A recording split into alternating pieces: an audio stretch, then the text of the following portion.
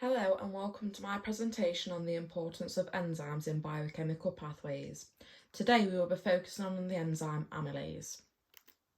Amylase's main function is to hydrolyse the glycosidic bonds in starch molecules, which in turn converts complex carbohydrates to simple sugars. There are three main classes of amylase enzymes. There is alpha, beta and gamma amylase, and each has their own job at working on different parts of the carbohydrate molecule. The enzyme is found in its greatest quantities in the pancreas, liver and small intestine, but studies have shown that it is present in most mammals' salivary glands. It could be implied that amylase can be recognised as a nutritional and evolutionary marker. Many animals can digest starch by using the enzyme amylase, but different species eat different amounts of starchy foods. In humans, having fewer copies of the amylase gene could mean that they are at higher risk of having diabetes.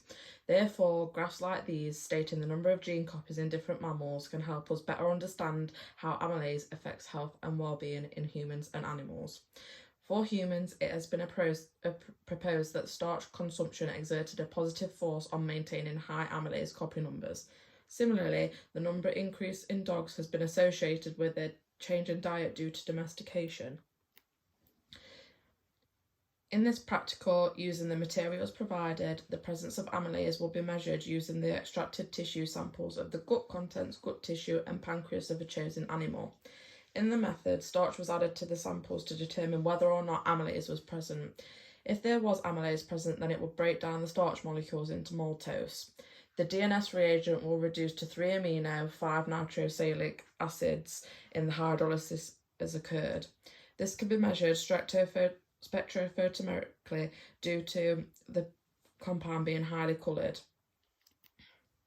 In many studies, it has been found that as the pH of the enzyme has gradually increased, it found its optimum pH at around pH 7, where it was the most efficient. Further increase in pH would ultimately lead to decrease in activity of alpha amylase.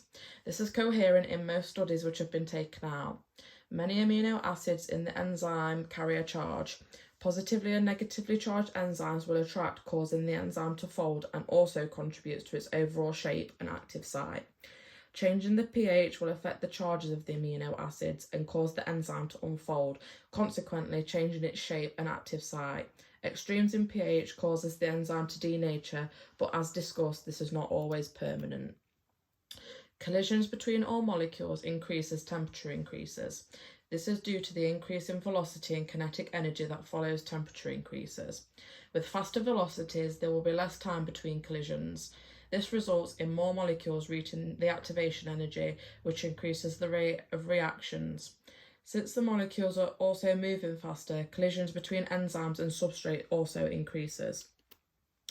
Increasing enzyme concentration will speed up the reaction as long as there is substrate available to bind to. Once all of those substrate is bound, the reaction will no longer speed up, since there will be nothing for the additional enzymes to bind to. Increasing substrate concentration also increases the rate of reaction to a certain point. Once all of the enzymes are bound, any substrate increases will have no effect on the rate of reaction, as the available enzymes will be saturated and working at their maximum rate. In the graph, at low concentration of substrate, there is a steep increase of the rate of reaction with increasing substrate concentration. As the concentration of substrate increases, the enzyme becomes saturated with more substrate. As soon as the catalytic site is empty, more substrate is available to bind and undergo reaction. Going by the Michaelis-Menten model, an enzyme can still actively be converting substrate into product and vice versa, but the equilibrium will be attained where the reaction ceases.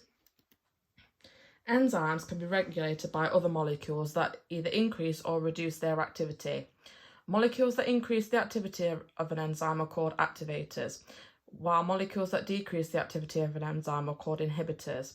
An inhibitor may bind to an enzyme and block the binding of a substrate, for example, by attaching to an active site. This is called competitive inhibition because the inhibitor competes with the substrate for the enzyme. That is, only the inhibitor or substrate can be bound at one given moment. In non-competitive inhibition, the inhibitor doesn't block the substrate from binding to the active site. Instead, it attaches itself at another site and blocks the enzyme from doing its job. The inhibition is said to be non-competitive because the inhibitor and substrate can both be bound at the same time. When there is little of the product, the enzyme will not be inhibited and the pathway will go full steam ahead to replenish the supply. When there's lots of product sitting around, it will block the enzyme, preventing the production of new products until the existing supply has been used up. This can be seen in the graph where the concentration of the enzyme inhibitor is increased and the concentration of amylase subsequently drops.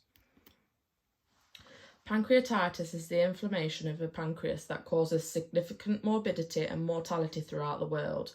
There are two main types of the disease, acute pancreatitis and chronic pancreatitis. Progressive inflammation of the pancreas leads to chronic pancreatitis. Clinical manifestations include pain, maldigestion, and possible diabetes. There are often no symptoms of hyperamylasemia unless pancreatitis is present and in more severe cases develops into diabetes.